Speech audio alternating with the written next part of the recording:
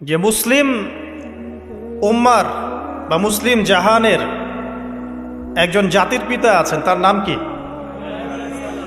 মাশাআল্লাহ, ইব্রাহিম আলাইহিস সালাম। ইব্রাহিম আলাইহিস সালামের দুইজন সন্তান, একজন ইসমাইল আলাইহিস সালাম, আরেকজন ইসহাক আলাইহিস সালাম। আলোচনা একটু মন দিয়ে শুনতে হবে, কোনো অংশ যদি মিস করে ফেলেন তাহলে হয়তো বুঝতে পারবেন না পরের অংশটা।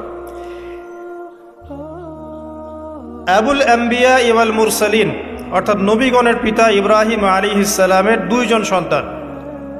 একজন সন্তানের নাম ইসমাইল আলাইহিস সালাম, আরেকজনের নাম ইসহাক আলাইহিস সালাম। ইসমাইল আলাইহিস সালাম জন্ম নিয়েছেন হাজেরা আলাইহিস সালামের গর্ভে, আর হাজেরা আলাইহিস সালামকে রেখে আসা হয়েছে কোথায়? মক্কায়। তো এখান থেকে ইসমাইল আলাইহিস সালামের বংশ চলতে চলতে এক পর্যায়ে এই বংশে সর্বশেষ এবং চূড়ান্ত নবী মুহাম্মদ সাল্লাল্লাহু আলাইহি ওয়াসাল্লামের জন্ম হয়। ঠিক আছে, তাহলে আমরা হচ্ছি বনু ইসমাইল। ইসমাইল আলাইহিস সালামের বংশের পুরো সিলসিলায় একজন নবী পাওয়া যায়, তিনি হচ্ছেন আমাদের নবী মুহাম্মদ রাসূলুল্লাহ সাল্লাল্লাহু আলাইহি ওয়াসাল্লাম। আর আরেকজন সন্তান ইব্রাহিম আলাইহিস সালামের, তার নাম কি? ইসহাক আলাইহিস সালাম। ইসহাক আলাইহিস সালাম জন্মগ্রহণ করেছেন সারা আলাইহিস সালামের গর্ভে। ইসমাইল আলাইহিস সালামের দ্বিতীয় স্ত্রী, আসলে তিনিই প্রথম স্ত্রী ছিলেন, আরেকজন স্ত্রী তো হাজরা আলাইহিস সালাম, তিনি পরবর্তীতে এসেছেন। প্রথমে তিনিই ছিলেন, সারা আলাইহিস সালামই প্রথম স্ত্রী। তো তার গর্ভে জন্ম লাভ করেন ইসহাক আলাইহিস সালাম। আমরা বুঝতে পারলাম যে নবীগণের একাধিক স্ত্রী ছিল। পশ্চিমা সভ্যতা আমাদেরকে শিখিয়েছে যে একজন সৎ ব্যক্তির একটাই স্ত্রী থাকতে পারে।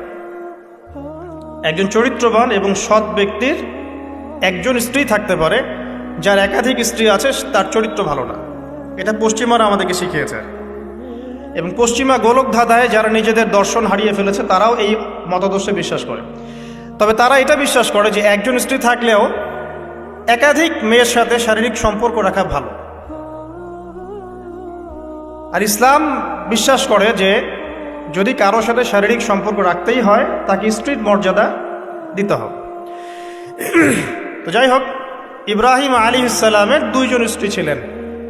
সারা আলাইহিস সালামের গর্ভে ইসহাক আলাইহিস সালাম জন্মলাভ করেন, এবং সেটা অনেক দেরিতে, অনেক বয়স হওয়ার পরে, বার্ধক্যে উপনীত হওয়ার পরে। তো ইসহাক আলাইহিস সালামের ছেলের নাম হচ্ছে ইয়াকুব আলাইহিস সালাম। তারা থাকতেন শামে। আর ইসমাইল আলাইহিস সালাম তারা থাকতেন মক্কায়। দুইটা জায়গা আপনি চিনতে পারছেন, আরেকটা হচ্ছে মক্কা। মক্কা ইসমাইল আলাইহিস সালাম, যার সিলসিলায় মুহাম্মদ সাল্লাল্লাহু আলাইহি ওয়াসাল্লাম, আমরা যার উম্মত। আর ওই যে শাম দেশ, সিরিয়া, জর্ডান, লেবানন, এই জায়গাটাকে বলা হয় শাম। ইসহাক আলাইহিস সালাম যিনি সারা আলাইহিস সালামের গর্ভে জন্ম নিয়েছেন। ঠিক আছে, ওকে। এবার ইসহাক আলাইহিস সালামের পরবর্তী জেনারেশন, তার নাম হচ্ছে ইয়াকুব আলাইহিস সালাম। আর ইয়াকুব আলাইহিস সালামের আরেকটা নাম হচ্ছে ইসরাইল। কি নাম? ইসরাইল। এই কারণে ইয়াকুব আলাইহিস সালামের বংশধরদেরকে বলা হয় বনু ইসরাইল। এবার বুঝতে পারছেন বনু ইসরাইল কাদেরকে বলা হয়? আচ্ছা, এখন এই ইয়াকুব আলাইহিস সালামের অনেক সন্তান ছিলেন। সূরা ইউসুফ পড়ে দেখেন, 11-12 জন পুত্র সন্তান ছিলেন, বা 13 জনের কথা এসেছে, আরও থাকতে পারে, আল্লাহু আলাম। এখানে এতটুকু এসেছে। ইউসুফ আলাইহিস সালাম তার একজন সন্তান, ঠিক আছে, যাকে তার ভাইরা কুয়ায় ফেলে দেয়। ঠিক আছে, কুয়ার থেকে ইউসুফ আলাইহিস সালাম চলে গেলেন মিশরের রাজার বাসায়। এটা তো পড়েছেন। আচ্ছা, আমি কিন্তু ডিটেলস বলতে পারবো না খুতবায়, শুধু লাইনগুলো টাচ করছি। কুয়া থেকে চলে গেলেন, ভাইদের ষড়যন্ত্রে কুয়ায় তিনি পড়লেন। তাকদিরের এভাবেই তাকদির লেখা ছিল। তারপরে সেখান থেকে মিশরের রাজার বাসায়, ঠিক আছে, সেখান থেকে সেই যে রাজার স্ত্রী তাকে আহ্বান করলো। তিনি বললেন যে মাআয আল্লাহ, আমি আল্লাহকে ভয় করি। এরপর সেখান থেকে জেলখানায় বিনা অপরাধে তিনি 12 বছর জেল খাটলেন। আর সেখান থেকে তিনি বের হয়ে আবার যখন আসলেন, তখন মিশরের কি প্রায় খাদ্যমন্ত্রী বলা যায়। মিশরের বড় একটা পলিটিক্যাল পদ আল্লাহ পাক তাকে দিলেন। ঠিক আছে, তাহলে মিশরে কিভাবে বনু ইসরাইল আসলো? ইউসুফ আলাইহিস সালামের মাধ্যমে। ঠিক আছে, ইউসুফ আলাইহিস সালামের মাধ্যমে মিশরে বনু ইসরাইলের আগমন হলো। এর আগ পর্যন্ত বনু ইসরাইল থাকতো ওই যে প্যালেস্টাইনে। এখন ইউসুফ আলাইহিস সালামের শাসনামল যতদিন ছিল ততদিন পর্যন্ত বনু ইসরাইল মিশরে খুব ভালোভাবেই জীবনযাপন করত। কিন্তু যখন তার যুগটা চলে গেল তখন সেখানে ফেরাউনদের যুগ আসলো। কাদের যুগ? ফেরাউনদের যুগ। আর ফেরাউন শব্দের অর্থ হচ্ছে এটা একটা রাষ্ট্রীয় পদ, যেমন প্রেসিডেন্ট, প্রাইম মিনিস্টার এমন পদ আছে। ফেরো বা ফেরাউন এটা হচ্ছে একটা রাষ্ট্রীয় পদের নাম। তো ফেরাউনের আসল নাম হচ্ছে রেমেসিস। কি নাম? রেমেসিস। রেমেসিস 1, রেমেসিস 2 এরকম করে নাম থাকে আর কি। আর যে ফেরাউনের মমিটা আমরা পেয়েছি তারও একটা নাম আছে। তার নাম হচ্ছে, আমি এনসাইক্লোপিডিয়া ব্রিটানিকা থেকে এটা পেয়েছি, তার নাম হচ্ছে মনেপ্তাহ। যে ফেরাউনের মমিটা আমরা পেয়েছি এর নাম হচ্ছে মনেপ্তাহ। তার মূল নাম, তাকে রেমেসিস বলা হতো, আর তার টাইটেল হচ্ছে ফেরো বা ফেরাউন। ঠিক আছে, এখন এই ফেরাউনদের সময় ইউসুফ আলাইহিস সালামের রেখে যাওয়া সেই যে বনু ইসরাইল, এরা আর উন্নত জীবনযাপন করতে পারলো না। তারা দাসত্বের শৃঙ্খলা আবদ্ধ, তাদের উপর জুলুম নির্যাতন শুরু হতে লাগলো। এক পর্যায়ে ফেরাউন তাদেরকে ডিভাইড অ্যান্ড রুলের মতো করে সমাজে নিপীড়িত করতে লাগলো। আর ফেরাউনের অনেক পাপ ছিল, যে পাপটা আমরা আসলে অল্প কথায় ব্যাখ্যা করতে পারবো না। এক কথায় সে নিজেকে আল্লাহ দাবি করেছিল। তারপরে সে সমাজের মধ্যে শিরকের প্রচলন ঘটাতো। সে কন্যা সন্তানদেরকে জীবিত রাখতো, পুত্র সন্তানদেরকে হত্যা করে ফেলত। সে সমাজের মানুষদেরকে বিভক্ত করত, দুর্বলের উপর সবলের অত্যাচার চালাতো। এবং তার একটা অহংকার ছিল, সেটা হচ্ছে সেনাবাহিনীর অহংকার। সে মনে করতো যে সে ওই সময়কার সুপার পাওয়ার, তাকে কেউ পরাজিত করতে পারবে না। ঠিক এখনকার বিশ্বের পরাশক্তিগুলোর মতোই তার দাম্ভিকতা ছিল আর কি। তো একটা কথা বলে নেই, এই ফেরাউন এবং মূসা আলাইহিস সালাম, এই ফেরাউন যখন বনু ইসরাইলকে নির্যাতন করতে লাগলো তখন আল্লাহ পাক একজন নবী পাঠালেন, তার নাম কি? মূসা আলাইহিস সালাম। আর মূসা আলাইহিস সালাম আর ফেরাউনকে নিয়ে কোরআনুল কারীমে প্রায় 44টা সূরার মধ্যে কথা আছে। আমি হিসাব করে দেখেছি এবং আমি টুকটাক ঘাটাঘাটি করে দেখেছি যে প্রায় 44টা সূরার মধ্যে 532টা আয়াত আছে মূসা এবং ফেরাউনকে নিয়ে। কথা বুঝতে পারছেন? 532টা। কোরআনের টোটাল আয়াত কত? একদম ভুল উত্তর, 6236। 6000 কত? 236। মতবিরোধ আছে, তবে 6236টা আয়াতের পক্ষে শক্ত দলিল আছে। তো এটাকে পার্সেন্টেজ দিয়ে পড়বেন, যারা ম্যাথামেটিক্স পারেন তারা তো খুব সহজেই পারবেন। তো পার্সেন্টেজ করলে দেখবেন যে 8.53% আয়াত মূসা এবং ফেরাউনকে নিয়ে। 100%-এর মধ্যে প্রায় 8.5 বা 9% আয়াত কাকে নিয়ে? মূসা এবং ফেরাউনকে। এমনি এমনি তো আল্লাহ পাক এই কাজটা করবেন না, নিঃসন্দেহে। এর মধ্যে একটা শিক্ষা বা মেসেজ আছে, সেটা হলো আমাদের জন্যে, উম্মতে মুহাম্মাদির জন্যে যেই সব জাতির মধ্যে সবচেয়ে বেশি শিক্ষা আছে তার মধ্যে সবচেয়ে ইম্পর্টেন্ট হচ্ছে মূসা এবং ফেরাউনের সময়। মূসা এবং ফেরাউন, এই ঘটনার মধ্যে যে শিক্ষাগুলো আছে এটা আমাদের জন্য সবচেয়ে বেশি ইম্পর্টেন্ট। এই জন্য এত বেশি আয়াত নাজিল করা হয়েছে। কোরআনে যে কোনো সূরা খুলবেন দেখবেন মূসা আর ফেরাউন, মূসা আর ফেরাউন। কী কারণ? এমনি এমনি নিঃসন্দেহে শেষ জামানে আমরা যারা বাস করব তাদের জন্য এই ঘটনার মধ্যে বিশাল কিছু শিক্ষা আছে। শিক্ষাগুলো আমরা ইনশাআল্লাহ আজকে জানব। তো এখন মূসা আলাইহিস সালাম এই ফেরাউনের যুগে জন্ম লাভ করলেন। তবে ফেরাউনকে জ্যোতিষীরা বলেছিল আগেই যে ওই সামদেশ থেকে একটা আগুন আসছে যে তোমার সিংহাসনকে পুড়িয়ে ফেলবে। এর ফলশ্রুতিতে ফেরাউন যেটা করলো, সমস্ত পুত্র সন্তান যারা হতো এদেরকে তারা জবাই করে হত্যা করত। তো যখন জনগণ বলল যে কাজটা খুব খারাপ, প্রতিবাদ শুরু হলো, তখন 1 বছর গ্যাপ দেওয়া শুরু করলো। 1 বছর মারবে, আরেক বছর রাখবে, আরেক বছর মারবে, আরেক বছর রাখবে। যেই বছর মারলো না সেই বছর জন্ম লাভ করলো মূসা আলাইহিস সালামের ভাই হারুন আলাইহিস সালাম। ঠিক আছে, উনিও কিন্তু নবী ছিলেন। আচ্ছা, আর যে বছর মারার কথা সেই বছর জন্ম লাভ করলেন মূসা আলাইহিস সালাম। এখন আমি খুব শর্ট করে বলছি, অনেক ডিটেলস বলতে গেলে 3টা বেজে যাবে আজকে। আসরও হইতে পারে। তো এখন যে বছর মারার কথা সেই বছর জন্মলাভ করলেন মূসা আলাইহিস সালাম। এখন মূসা আলাইহিস সালামের মা কিন্তু তখন খুব শঙ্কিত, ফেরাউন তার সন্তানকে হত্যা করবে। আল্লাহ রাব্বুল আলামিন কোরআনের মধ্যে বলেছেন সূরা কাসাসের মধ্যে, কোন সূরা? সূরা কাসাস। আমি দুইটা সূরার নাম বলছি, আজকে বাসায় গিয়ে পড়বেন। এই দুইটা সূরার মধ্যে সবচেয়ে বেশি হিস্ট্রি আছে মূসা এবং ফেরাউন এই বিষয়টার উপরে। একটা সূরার নাম হচ্ছে সূরা তাহা, এখানে সুন্দর করে ধারাবাহিকভাবে গল্পটা দেওয়া আছে। আর একটা সূরা হচ্ছে সূরা কাসাস, এই দুটা পড়বেন অর্থসহ। তো মূসা আলাইহিস সালামের মায়ের হৃদয়টা খুব শঙ্কিত ছিল যে তার সন্তানকে হত্যা করে ফেলা হবে। আল্লাহ রাব্বুল আলামিন বলছেন যে আমি তার কলবে ইলহাম করলাম। সুবহানাল্লাহ, আল্লাহ পাক তার মায়ের কলবের মধ্যে ইলহাম, মানে কি? ইলহাম হচ্ছে আল্লাহর পক্ষ থেকে প্রত্যাদেশ না, ওহী না, কিন্তু একটা বুঝ বা একটা নূর, একটা তাজাল্লি, একটা বাসিরা ঢেলে দেওয়া। এটা কিন্তু নবুয়ত না, একটা কাজের চেতনা বা দৃঢ়তা আল্লাহর পক্ষ থেকে ঢেলে দেয়া। ঠিক আছে?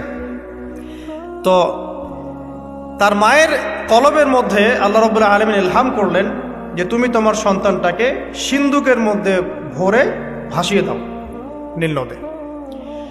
এখন তার মায়ের কলব, তার মায়ের হৃদয় ছটফট করতে লাগলো, কারণ কোনো মাই তো চাইবে না তার সন্তানকে এভাবে ভাসিয়ে দিতে।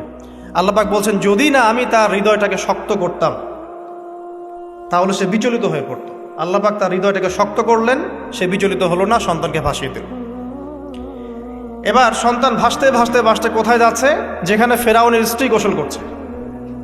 কথা কি বুঝতে পারছেন? খুব চমৎকার হিস্ট্রি কিন্তু গল্পটা। এবং গল্প মানে এখানে আসলে গাল গল্প না, এগুলো সত্য ঘটনা। এক একটা বর্ণ তেমন সত্য যেমন সূর্য পূর্ব দিক থেকে ওঠে এবং পশ্চিমে ডোবে, এটা যেমন সত্য, এর এক একটা বর্ণ সত্য, এগুলো কোনো গাল গল্প নয়। এবার ফেরাউনের স্ত্রী আসিয়া সে সিন্দুক পেয়েছে। মূসা আলাইহিস সালামকে আল্লাহ পাক বলছেন যে আমি মূসা আলাইহিস সালামের চেহারার মধ্যে মোহাব্বত বা ভালোবাসা ঢেলে দিয়েছিলাম। তার চেহারা যেই দেখতো তাকে ভালোবাসত, বুঝছেন? ভালোবাসা ঢেলে দিয়েছে। এবার ফেরাউনের স্ত্রী আসিয়া, এখানে আসিয়া নন, অন্য একজন স্ত্রী হয়তো, তিনি বলছেন যে ফেরাউনকে বলছে যে একে আমরা আমাদের কাছে রেখে দিই, হয়তোবা সে আমাদের উপকারে আসবে, অথবা তাকে আমরা সন্তান হিসেবে গ্রহণ করতে পারি। লা তাকতুলুহ, তাকে হত্যা করো না। আসা আন ইয়ানফাআনা আও নাত্তাখিযাহু ওয়ালাদা, এরকম করে আল্লাহ পাক বলেছেন কোরআনে। তো ফেরাউন তার স্ত্রীর কথা শুনল এবং তাকে না হত্যা করে রেখে দিল। আর আল্লাহ রাব্বুল আলামিনের কি কৌশল! ওয়া মাকারু ওয়া মাকারাল্লাহ, যেই মূসাকে হত্যা করার জন্য বছরের পর বছর হাজার হাজার শিশুকে হত্যা করা হয়েছে, সংখ্যাটা লাখ লাখও হতে পারে, সেই মূসা আলাইহিস সালামকে আল্লাহ পাক ফেরাউনের ঘরেই লালন পালন করতে লাগলেন। চিন্তা করলেন? এবার মূসা আলাইহিস সালাম যখন যুবক হলেন, আমি সংক্ষিপ্ত করছি, যখন যুবক হলেন তখন একদিন দেখলেন যে রাস্তায় দুজন ব্যক্তি ঝগড়া করছে। সূরা কাসাসের মধ্যে আছে, ফাইটিং, স্ট্রিট ফাইট। তো একজন ব্যক্তি হচ্ছেন বনু ইসরাইলের, আরেকজন হচ্ছে ফেরাউনের সেনাবাহিনীর। এখন মূসা আলাইহিস সালাম কার পক্ষ নেবেন? তিনি বনু ইসরাইলের পক্ষ নিলেন। তিনি গিয়ে তাকে বাঁচানোর চেষ্টা করলেন এবং শুধু একটা ঘুষি দিয়েছেন, ফাওয়াকাযাহু, একটা ঘুষি, ফাকাদা আলাইহি, এবং এই একটা ঘুষিতেই সেই ব্যক্তি ডেড।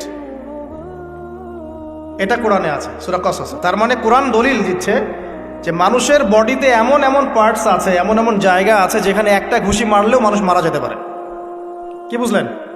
যারা মার্শাল আর্ট শিখেছেন বা শিখছেন তারা এটা আরও ভালো বুঝবেন। মানুষের এই বডিতে এমন অনেকগুলো জায়গা আছে, 7টা বা 8টা বা 10টার মতো, যেখানে একটা ঘুষি দিলেও মানুষ মরতে পারে। সো ভালো কিছু শিখেন, শিখলে ঠিক আছে। টিকটক প্রজন্ম না হয়ে আর এই মোবাইলে লুডো না খেলে ভালো কিছু শেখেন, ইনশাআল্লাহ কাজে দিবে। আত্মরক্ষা শেখা খারাপ?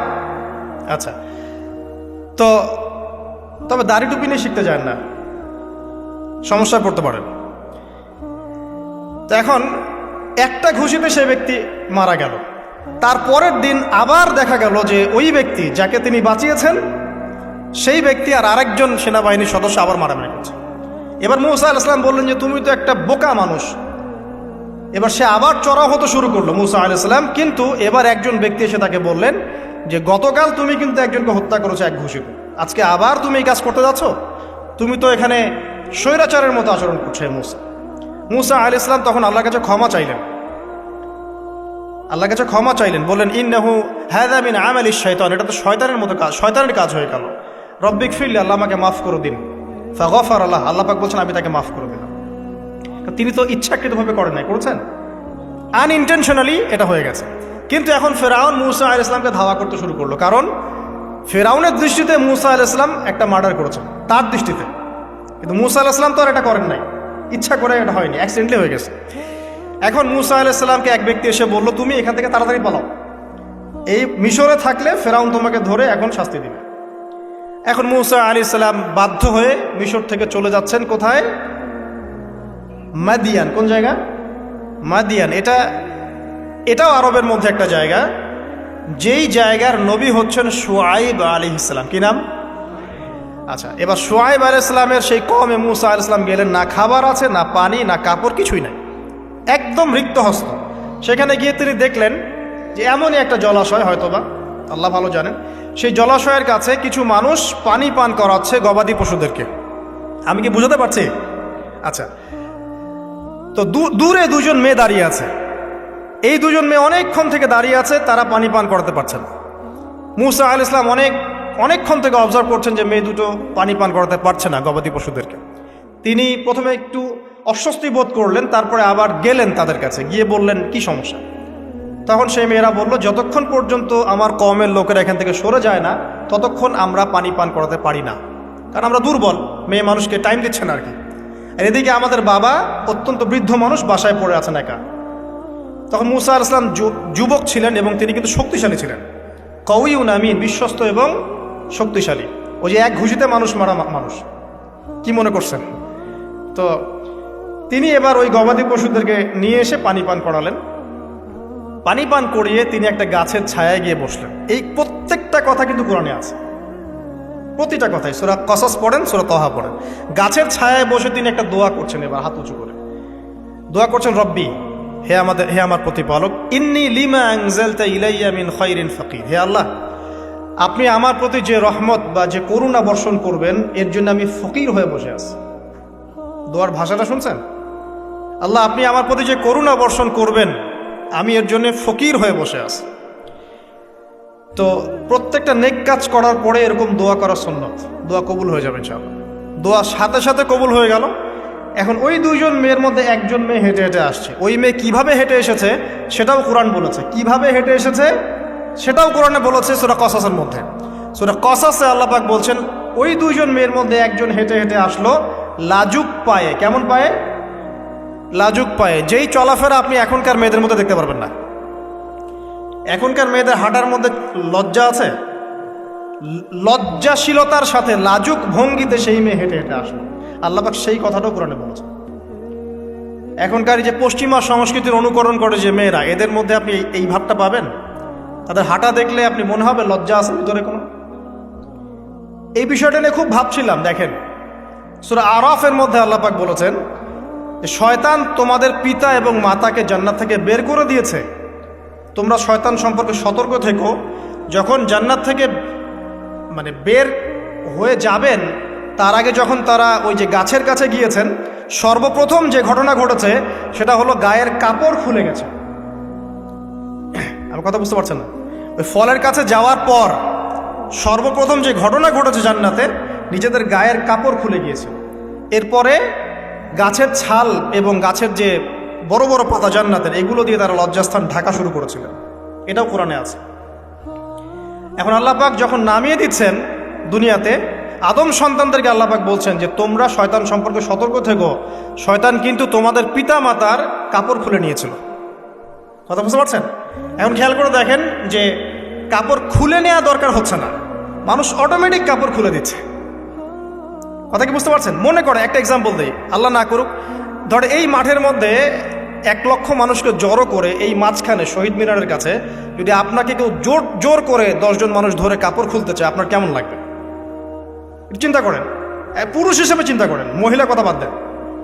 আপনি তো পুরুষ, আমাদের কি ভালো লাগবে? আমাদেরকে যদি বলে যে মেরে ফেলবো অথবা কাপড় খুলতে হবে, কোনটা নিবা? আপনি বলবেন হয়তো মারে ফেল, তাও ভালো, তাই না? তাহলে ওই মানুষদের কথা চিন্তা করেন যারা ইচ্ছায় স্বেচ্ছায় লক্ষ লক্ষ মানুষের সামনে কাপড় খুলে ফেলছে। কেউ বাধ্য করছে না, কোনোভাবেই কেউ বাধ্য করছে না, নিজের ইচ্ছায় পুরুষ না নারী কাপড় খুলে ফেলছে। মিউজিক ইন্ডাস্ট্রি বলেন, ফিল্ম ইন্ডাস্ট্রি বলেন, এই যে এখনকার যে শোজগুলো বলেন, হাওয়ায় তো মারতেছে দেশ এখন, তাই না? তো এই যে বিষয়গুলো দেখছেন, গেট আপ, ড্রেস কোড, মানুষ কি এটাকে জোর করে খুলে নিয়েছে গা থেকে? ইচ্ছা করে খুলে দিয়েছে। তাহলে এদের অবস্থান চিন্তা করেন যে এদেরকে কার সাথে তুলনা করবেন আপনি এখন? যদি বলেন পশুর সাথে, আমি বলবো তুলনা ঠিক হয়নি, কারণ কোনো পশু নগ্ন চলে না। চলে? কোনো পশু নগ্ন চলে না। তুলনা একটা জাতির সাথে করতে পারেন। ওই যে ব্রাজিলের আমাজন জঙ্গল আছে, ওখানে দেখবেন যারা সমাজ থেকে টোটালি ডিটাচড, জানে না কাপড় কেমন করে পরতে হয়, সভ্যতা কি, সংস্কৃতি কি, ন্যায় কোনটা অন্যায় কোনটা, ওদের গেট আপগুলো দেখবেন, এদের গেট আপগুলো দেখবেন সেম। তাহলে এদের আদর্শ কোথায়? আল্লাহ পাক সূরা আরাফে বলছেন, শয়তান থেকে সতর্ক থেকো, তোমাদের পিতা মাতার কিন্তু তারা কাপড় খুলে ফেলেছিল শয়তান, তোমাদের কাপড় যেন শয়তান খুলতে না পারে, আল্লাহ পাক সতর্ক করেছেন। আর এখন আপনি খেয়াল করে দেখবেন, জোর করে না, স্বেচ্ছায় মানুষ কাপড় খুলে ফেলছে, এবং তারা পুরুষ না নারী। তো যে জায়গায় আসছিলাম, ওই মেয়ের হেঁটে আসাটা আল্লাহ রাব্বুল আলামিন ব্যাখ্যা করেছেন। সেই মেয়ে, দুইজন মেয়ের একজন মেয়ে হেঁটে হেঁটে আসছে মূসা আলাইহিস সালামের কাছে লাজুক ভঙ্গিতে, লজ্জায় মুখ নত করে, লজ্জাশীলতার সাথে এসে বলছেন যে আমার বাবা আপনাকে ডাকছে। তার বাবাকে শুআয়ব আলাইহিস সালাম, আমার বাবা আপনাকে ডাকছে। এবার তিনি গেলেন শুআয়ব আলাইহিস সালামের কাছে, গিয়ে তার কিসসা বা কাহিনীটা বললেন। শুআয়ব আলাইহিস সালামও কিন্তু একজন নবী এবং জবরদস্ত নবী। বলে রাখি, শুআয়ব আলাইহিস সালামের কওম সর্বপ্রথম সেই কওম যাকে ভূমিকম্প দিয়ে ধ্বংস করা হয়েছিল। সর্বপ্রথম পৃথিবীতে ভূমিকম্প দিয়ে যে কওমকে ধ্বংস করে দেওয়া হয়েছে সেটা হচ্ছে শুআয়ব আলাইহিস সালামের কওম। আর তিনটা বড় বড় ভূমিকম্প আমাদের সামনে অপেক্ষাও করছে শেষ জামানায়। তিনটা হবেই, একটা পৃথিবীর পশ্চিম দিকে, একটা পৃথিবীর পূর্ব দিকে। আর পূর্ব দিক বলতে কিন্তু আমাদের দিক, Indonesia, Malaysia, Bangladesh, Pakistan, Sri Lanka, India, এই পুরো জায়গা হচ্ছে পূর্ব দিক। আর পশ্চিমা সভ্যতা তো বোঝেন, পশ্চিম কোন দিকে। আর একটা হবে পৃথিবীর মাঝখানে। মাঝখান কোনটা? এই যে জাজিরাতুল আরব, এখানে একটা হবে। এটা হবেই, কোনো বিজ্ঞানী ঠেকাতে পারবে না। তো শুআয়ব আলাইহিস সালামের কওম সেই কওম যাকে ভূমিকম্প দিয়ে ধ্বংস করা হয়েছিল। তো এখন মূসা আলাইহিস সালাম তার কাছে গিয়ে তার ঘটনাগুলো বললেন। শুআয়ব আলাইহিস সালাম তাকে বললেন, ঠিক আছে, আমার মেয়ের একটা দাবি। আমার মেয়ে বলেছে যে তুমি হচ্ছ বিশ্বস্ত এবং শক্তিশালী, তোমাকে যেন আমি আমার কাজে নিয়োগ করি।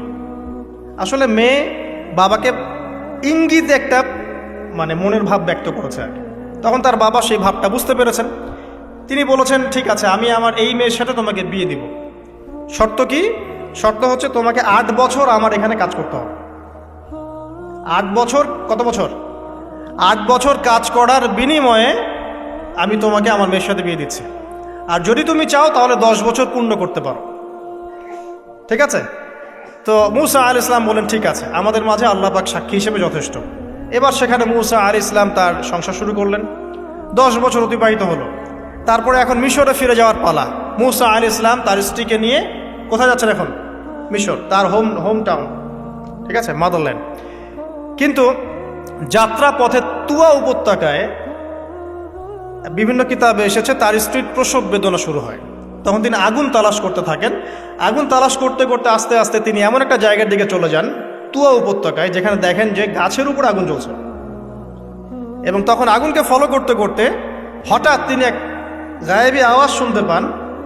আওয়াজটা হচ্ছে এমন, আমি একটু পড়ে শোনাই। আওয়াজটা হচ্ছে এমন যে, ইন্নী আনা রব্বুক ফাখলা'না আলাইক ইন্নাকা বিল ওয়াদিল মুকদ্দাস তুয়া। এই আওয়াজটা আল্লাহ পাকের। কার আওয়াজ? সুবহানাল্লাহ। আল্লাহ পাক মূসা আলাইহিস সালামের সাথে কথা বলছেন এই জায়গায়। আল্লাহ পাক বলছেন, নিশ্চয়ই আমি তোমার রব, তোমার জুতা খুলে ফেলো, কারণ তুমি একটা পবিত্র উপত্যকায় আছো। চিন্তা করতে পারেন? ওয়া আনা ইখতারতুকা, এবং আমি তোমাকে বাছাই করেছি হে মূসা, ফাসতামি লিমা ইউহা, তুমি খুব মনোযোগ দিয়ে শোনো আমি তোমার কাছে যা ওহী করছি এটা মনোযোগ দিয়ে শোনো। ইন্নানি আনা আল্লাহ, নিশ্চয়ই আমি আল্লাহ। আল্লাহ বলছেন ইন্নানি আনা আল্লাহ, নিশ্চয়ই আমি আল্লাহ। লা ইলাহা ইল্লা আনা, আল্লাহ বলছেন আমি ছাড়া কোনো ইলাহ নেই। ফা'বুদনি, আমার ইবাদত করো। ওয়া আকিমিস সালাতা লিযিকরি, আমার স্মরণের জন্য সালাত কায়েম করো। ইন্নাস সাআতা লাআতিয়াতুন, নিশ্চয়ই কিয়ামত অবশ্যই আসবে। আকাদু উখফিহা, আমি এটাকে গোপন রেখেছি। লিতুজজা কুল্লু নাফসিন বিমা তাসআ, যাতে করে প্রত্যেক নফসকে তার প্রতিদান দেয়া যায়। ফালা ইয়াসুদ্দান্নাকা আনহা মান লা ইউমিনু বিহা ওয়াত্তাবা'a হাওয়াহু ফাতারদা, যারা প্রবৃত্তির অনুসরণ করে তারা যেন তোমাকে এই বিষয়টার প্রতি ঈমান আনা থেকে দূরে রাখতে না পারে। আল্লাহ পাক এই পর্যন্ত বললেন। এরপর আল্লাহ বলছেন ওয়ামা তিলকা বিয়ামিনিকা ইয়া মূসা, মূসা তোমার ডান হাতে এটা কি? মূসা আলাইহিস সালাম বলছেন যে ক্বালা হিয়া আসায়া, এটা আমার লাঠি। তার সাথে কি ছিল? একটা লাঠি। আতাওয়াক্কাউ আলাইহা ওয়া আহুশু বিহা আলা গনামি ওয়া লিয়া ফিহা মাআরিব উখরা, এই লাঠি দিয়ে আমি গাছের ডাল ছাটি, গবাদি পশুদেরকে চড়াই, এছাড়া আমি আমার বিভিন্ন কাজে লাঠি ব্যবহার করি। আল্লাহ পাক বলছেন ক্বালা আলকিহা ইয়া মূসা, মূসা এটা নিক্ষেপ করো দেখি, হাত থেকে ছুঁড়ে মারো।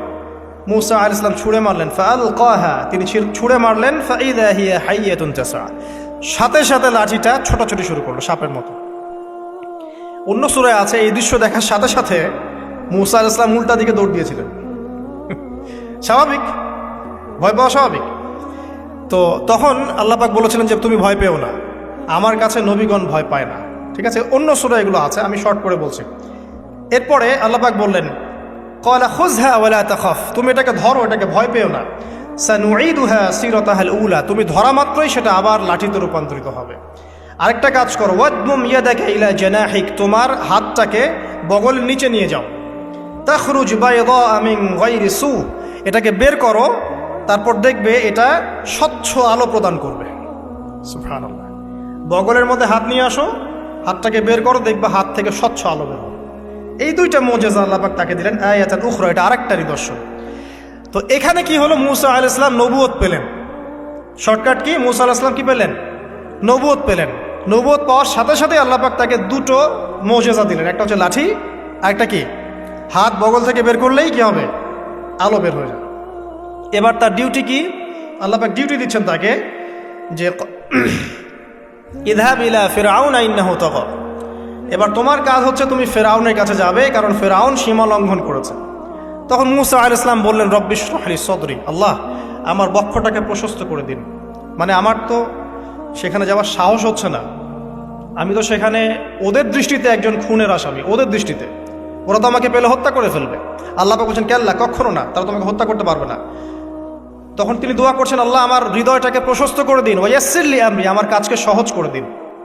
ওয়াহলুল উকদাতাম মিন লিসানি, আমার লিসান, আমার জিহ্বায় জড়তা আছে আল্লাহ, এটাকে দূর করে দিন।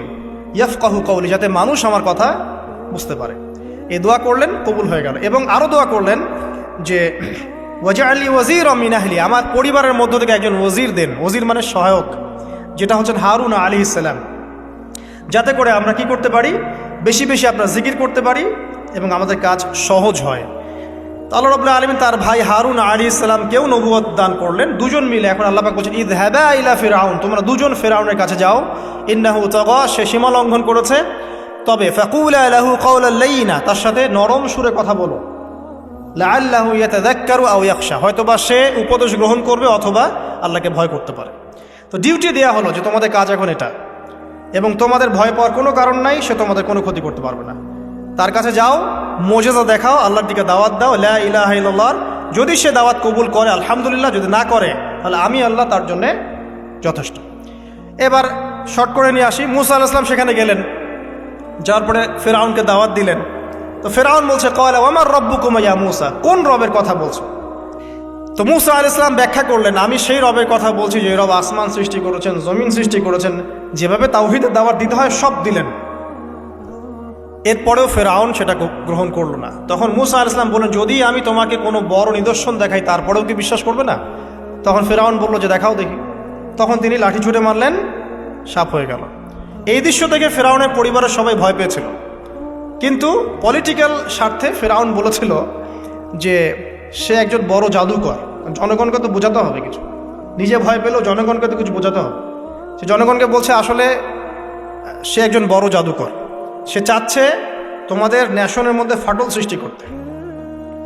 তো এখন কি করা যাবে? পরামর্শ করা হলো, তার কাছের কিছু মানুষ থাকে না, তার মন্ত্রী পরিষদ যারা শয়তানিতে পিএইচডি করেছিল আর কি, তার ওকে পরামর্শ দিল যে একটা কাজ করা যাক, একটা বড় ময়দানে যাওয়া যাক, সেখানে আমরা বড় বড় জাদুকরদেরকে ডাকবো, এখানে একটা জাদুর ব্যাটল হবে, মোনাজারা হবে জাদুর। সব বড় বড় জাদুকরকে ডাকা হলো মিশরের। এবং বলে রাখি যে জাদুবিদ্যা কিন্তু সত্য, সুলাইমান আলাইহিস সালামের সময় থেকে এটা চলে আসছে। হারুত এবং মারুত ফেরেশতাকে কিন্তু এর মধ্য দিয়ে পরীক্ষা করা হয়েছে মানব জাতিকে। যাই হোক, তো জাদু থেকে বাঁচার জন্য কোরআন এবং সুন্নাহর যে দোয়া কালামগুলো আছে এগুলো নিয়মিত পড়বেন ইনশাআল্লাহ। আল্লাহ পাক আমাদেরকে হেফাজত করুন, আমিন। তো আমি শর্ট করছি। তো এবার জাদুকররা একদিকে, মূসা আলাইহিস সালাম একদিকে। তো মূসা আলাইহিস সালামকে তারা বলছে তুমি আগে ছুঁড়ে মারবে না আমরা ছুঁড়ে মারবো। মূসা আলাইহিস সালাম বলছে বাল আলকু, তোমরা ছুঁড়ে মারো। তখন তারা যখন তাদের লাঠিগুলো ছুঁড়ে মারলো, এগুলো সাপ হয়ে গেল। এটা একটা চোখের ভেলকিবাজি ছিল। আল্লাহ পাক এই জাদুটাকে বলেছেন কোরআনে সিহরুন আযীম, বড় একটা জাদু করেছিল তারা, মানে তারা জাদুবিদ্যায় খুব পারদর্শী ছিল। এখন যেমন সায়েন্সের যুগ, তখন কিন্তু জাদুবিদ্যার যুগ ছিল, ঠিক আছে? তো মূসা আলাইহিস সালাম তারপর কিছুটা ভয় পেয়ে গেলেন।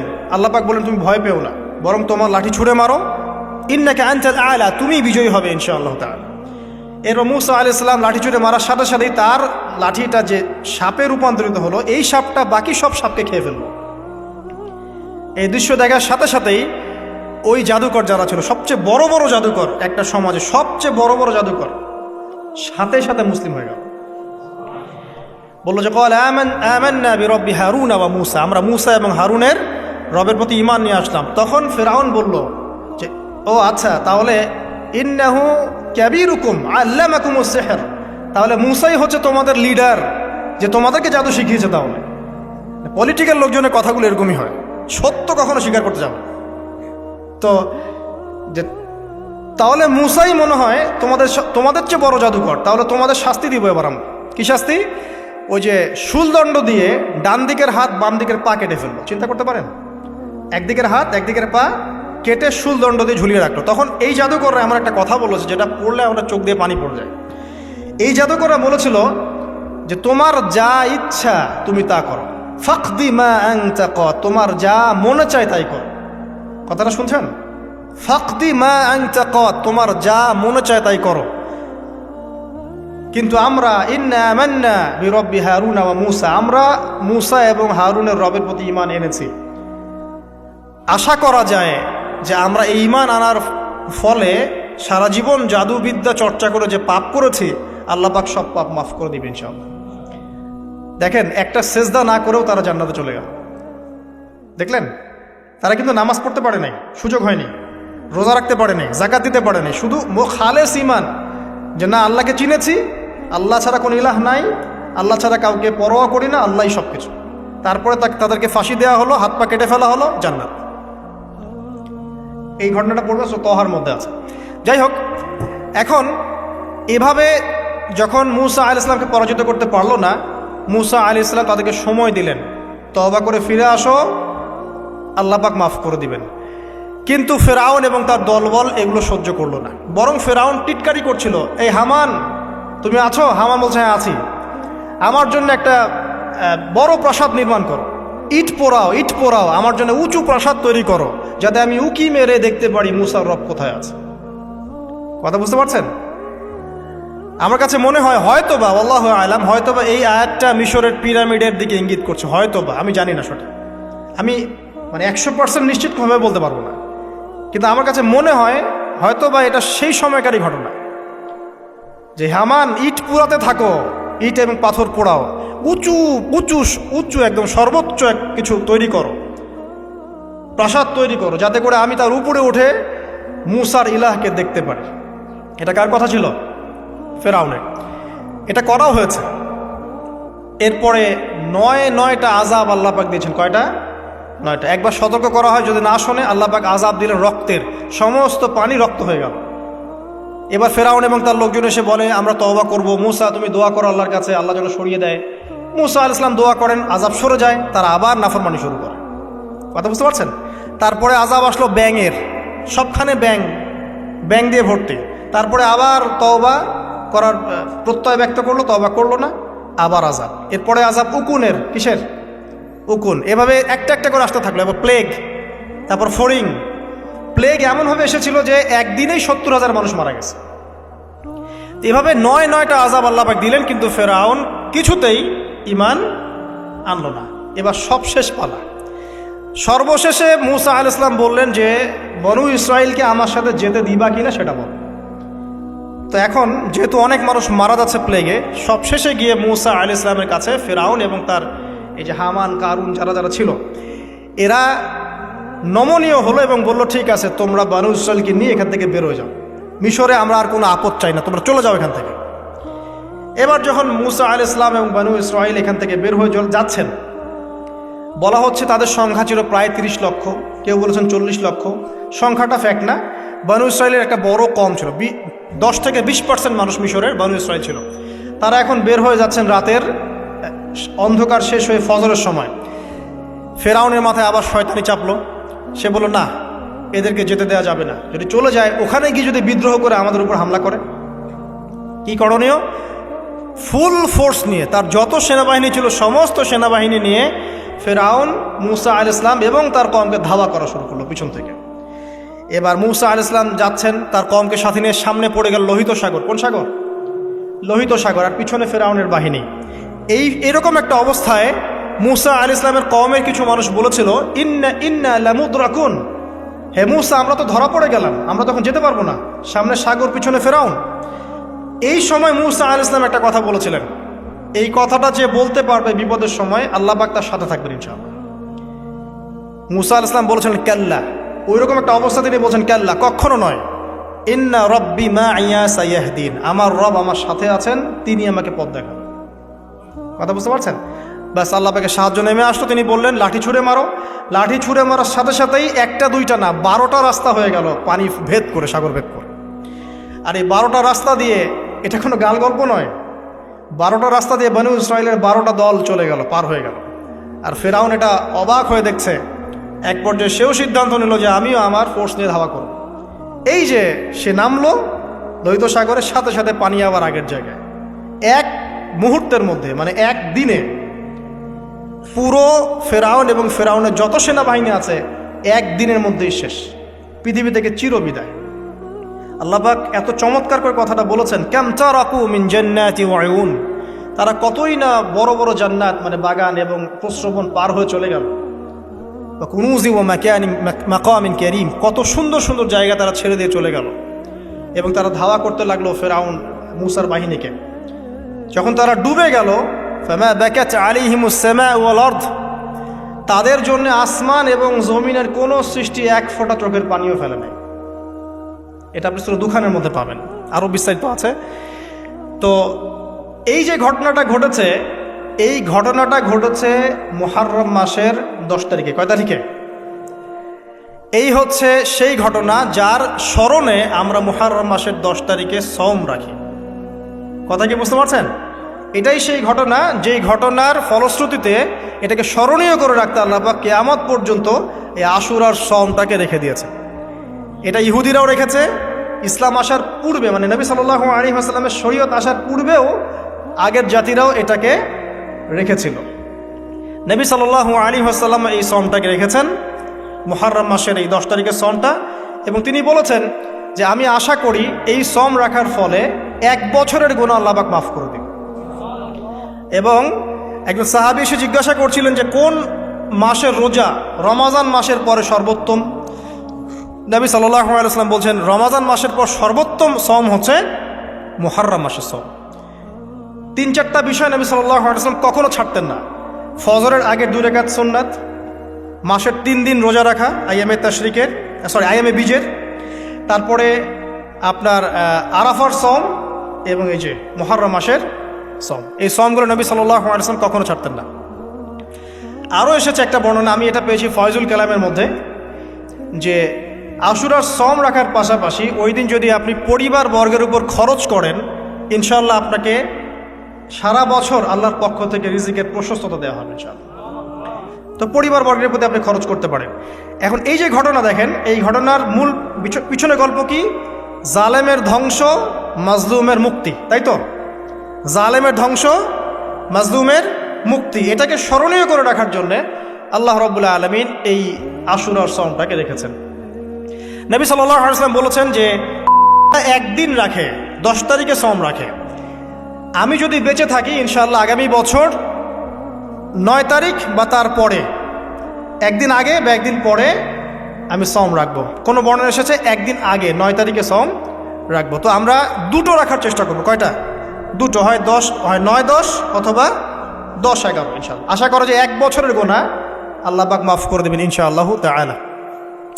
আর বেশি বেশি মুহররম মাসে সওম রাখতে পারেন, ইস্তেগফার করতে পারেন, তাসবিহ তাহলিল করতে পারেন, এবং এই মাসে যে ঘটনাটা ঘটেছে আপনার মুসা আলাইহিস সালাম এবং ফিরআউনের, এই ঘটনাটাকে চর্চা করবেন, এটাকে প্রচার করবেন, প্রসার করবেন, এর মধ্যে থেকে শিক্ষাগুলোকে নিজের জীবনে বাস্তবায়ন করার চেষ্টা করবেন ইনশাআল্লাহ তাআলা। আল্লাহ পাক সবাইকে তৌফিক দান করুন, আমিন। শেষ করার আগে আমি এই কনক্লুসিভ জায়গাটাতে যাচ্ছি। দেখেন, এরপরেও কিন্তু বনু ইসরাইল শুধরে যায় নাই। তারা চোখের সামনে দেখলো যে ফেরাউন ডুবে মরল, তারা পার হয়ে গেল। ঠিক পার হয়ে যাওয়ার পরেই অল্প কয়েকদিনের ব্যবধানেই তারা বাছুর পূজা শুরু করেছিল। কি পূজা? সামেরি নামক একজন ব্যক্তি সোনা দিয়ে একটা মানে গরুর মূর্তি করেছিল, এই মূর্তি পূজা তারা শুরু করেছে এই মুক্তির মাত্র কয়েকদিন পরে। এটা সেই বনু ইসরাইল। তারপরে যখন মুসা আলাইহিস সালাম তাদেরকে রেখে গিয়েছেন তুর পাহাড়ে আল্লাহর সাথে একান্ত সাক্ষাতের জন্য, কথাবার্তা বলার জন্য, তাওরাত আনার জন্য, এই 40 দিনের ব্যবধানেই তারা আবার শিরক করা শুরু করেছে। মুসা আলাইহিস সালাম সেই তাওরাত এনে দেখেছেন যে তারা পথভ্রষ্ট হয়ে গেছে, এবং তিনি রাগে তাওরাত ছুঁড়ে মেরেছিলেন, এটাও কোরআনে আছে। এবং তার ভাই হারুন তার চুল এবং দাড়ি তিনি চেপে ধরেছিলেন, তোমাকে রেখে গেলাম, তুমি কি করলা? তখন হারুন আলাইহিস সালাম বলেছিলেন যে আমি আমার নিজের নফসের ভয় করছিলাম যে তারা আমাকে হত্যা করে ফেলতে পারে, অথবা বনু ইসরাইলের মধ্যে বিভক্তি সৃষ্টি হতে পারে, এই জন্য আমি কিছু বলতে পারি, আমি মাজলুম ছিলাম। এই অল্প কয়েকদিনের মধ্যেই তারা শিরক করলো, তারা বাছুর পূজা করলো। আল্লাহ পাক তাদেরকে বললেন, তোমরা আমালিকা সম্প্রদায়ের বিরুদ্ধে যুদ্ধ করো। আমালিকা সম্প্রদায় প্রচণ্ড শক্তিশালী। তখন এই বনু ইসরাইল বলেছিল যে হে মুসা, ইযহাব আনতা ফাযহাব আনতা ওয়া রাব্বুকা ফাকাতিলা, হে মুসা তুমি যাও আর তোমার রব যাও গিয়ে যুদ্ধ করো। ওয়া ইন্না হাহুনা কাঈদুন, আমরা এখানে বসে থাকি। কে বলেছে এটা? এই বনু ইসরাইল, যাদেরকে আল্লাহ পাক এত বড় বিপদ থেকে মুক্তি দিয়েছেন। তারপরে তাদেরকে মান্না এবং সালোয়া খাওয়ার পাঠানো হচ্ছে, এই খাওয়ার পর্যন্ত তাদের ভালো লাগছে না। তারা বলছে হে মুসা, আল্লাহকে বলো আল্লাহর জন্য আমাদেরকে এই যে পেঁয়াজ, এই যে রসুন, ডাল, মসুর এগুলো উৎপন্ন করার তৌফিক দেন। চিন্তা করতে পারেন এরপরে তারা আবার বললো একদল মানুষ বনু ইসরাইলের, আল্লাহকে সামনে এনে হাজির করে দাও, না হলে বিশ্বাস করবো না। তারপর এরকম 70 জন মানুষকে বাছাই করে মুসা আলাইহিস সালাম নিয়ে গেলেন তুর পাহাড়ে। আল্লাহ পাক ওদেরকে মৃত্যু দিয়েছেন, আবার জীবিত করেছেন। মানে এরপরে তারা এত বেশি সীমালঙ্ঘন করা শুরু করলো যে তারপর তারা আবার অধঃপতনের অতল তলে চলে গেল। কথা বুঝতে পারছেন? 40 বছর পর্যন্ত তিহ নামক জায়গায় খালি ঘুরতেই ছিল। সকালবেলা যাত্রা শুরু করে, সন্ধ্যায় থেকে আবার সে জায়গায় ফিরে আসছে। এভাবে 40 বছর। কতদিন? 40 বছর। তারপর মুসা আলাইহিস সালাম ইন্তেকাল করলেন, এবং মুসা আলাইহিস সালামের কবর আমাদের নবী সাল্লাল্লাহু আলাইহি ওয়াসাল্লাম দেখিয়ে দিয়েছেন যে ওই যে লাল ডিবি দেখা যায়, ওই লাল ডিবির উপরে মুসা আলাইহিস সালামের কবর আছে। মুসা আলাইহিস সালামের পরে ওই যে অমীমাংসিত যুদ্ধ আমালিকা সম্প্রদায়ের সাথে, এটার বাস্তবায়ন করেছেন পরবর্তীতে ইউশা বিন নুন নামে একজন নবী। কি নাম?